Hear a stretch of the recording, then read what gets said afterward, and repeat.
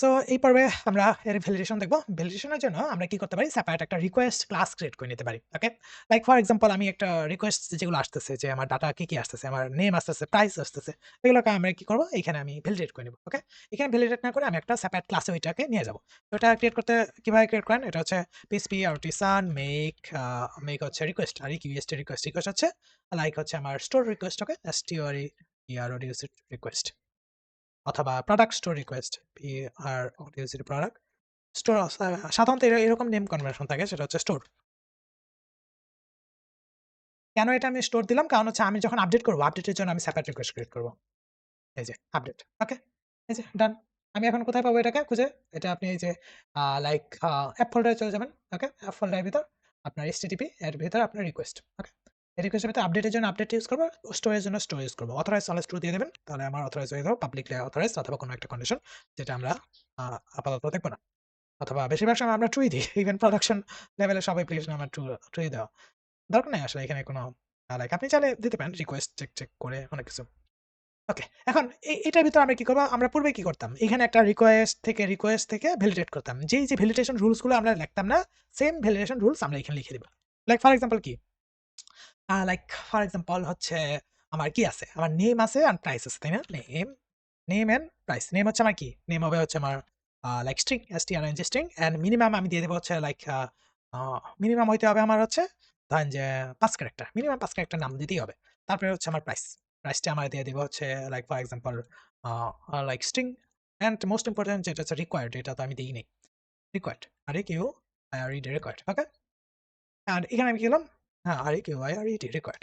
এখানে আমি দিলাম এটা হচ্ছে আমার প্রাইস তো আর এটা দেওয়া যাবে নিউমারিক দেব। এনিওয়ে আমি RIC নিউমারিক অ্যান্ড মিনিমাম হচ্ছে মিনিমাম 0 ওকে? 0 প্রাইস।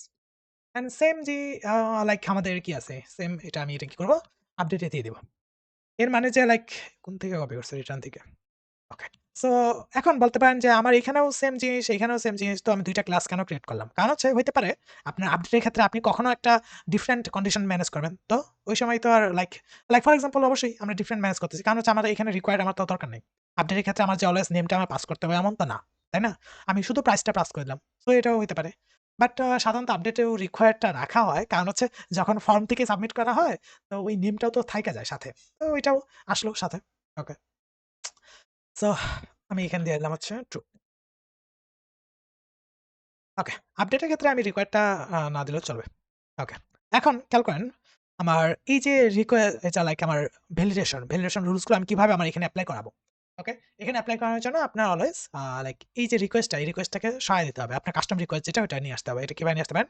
এটা নিয়ে আসার জন্য আপনি ইউজ করতে হবে এই রিকোয়েস্টটাকে সরায় আপনার দিতে হবে আপনার রিকোয়েস্ট। স্টোরের জন্য আমরা স্টোর রিকোয়েস্ট ইউজ করতেছি STORE প্রোডাক্ট রিকোয়েস্ট। এই যে স্টোর প্রোডাক্ট রিকোয়েস্ট দিলাম। এই যে রিকোয়েস্টটা কনভার্ট হয়ে গেল ডান। এখন সর্বপ্রথম রিকোয়েস্ট আসলেই এইখানে আবে আ আ লাইক সর্বপ্রথম যাবে। তারপর এখানে দেখবে যে আমার ভ্যালিডেশন রুলস ঠিকমতো কাজ করতেছে কিনা। যদি কাজ করে দেন হচ্ছে আমার এখানে প্রসেস হবে। ওকে? সিমিলারলি আমি এখানে আপডেট রিকোয়েস্ট দিলাম। Update product request. ডান হয়ে গেল। আমার কমপ্লিট। এখন খেয়াল করেন আমি যদি ক্রিয়েট এ যাই, ফর এক্সাম্পল স্টোরের ভিতর আমি এখানে একটা ব্লাক না দিয়ে আমি দিলাম হচ্ছে আ ব্লু। ওকে? ব্লু নেভি যেটাই হোক। এখানে আমি প্রাইসটা দিব না। প্রাইসটা আমি আপাতত সরায় দিচ্ছি। ওকে। এখন আ অ্যান্ড সাথে আমার এখানে কি হবে?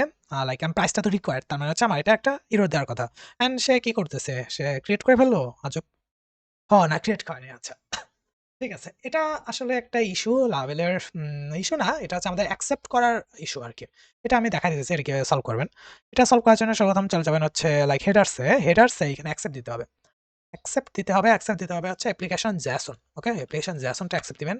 তাহলে এটা লাইক প্রপারলি আমার শো করবে। ওকে? এখানে দিই অ্যান্ড এই যে খেয়াল করেন এখানে মেসেজ দিয়ে দিছে যে আনপ্রসেসড।